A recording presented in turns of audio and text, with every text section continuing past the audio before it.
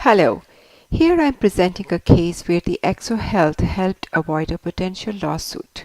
So this is the case of a 25-year-old male patient who presented to the general dentist with a chief complaint of pain in the mandibular right molar region.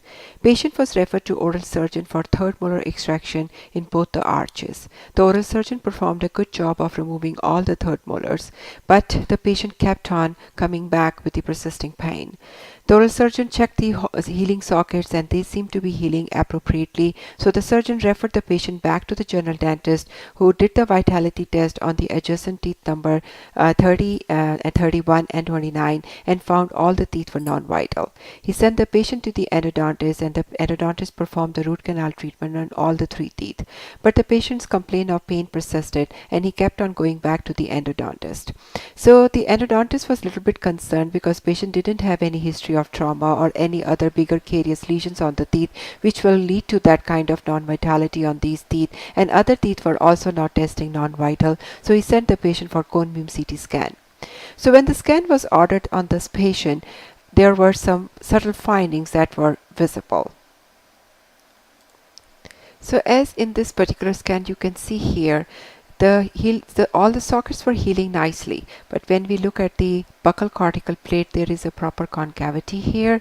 There are the double boundaries at the periosteal region here, if you see closely here, and also you can see some kind of the moth-eaten appearance in the region of tooth number 29, 30 and 31. So these findings were indicative of some kind of inflammatory or kind of malignancy type of lesions happening there. So the differential diagnosis of osteomyelitis or osteosarcoma or any soft tissue lesion that causing pressure resorption in that particular region were given.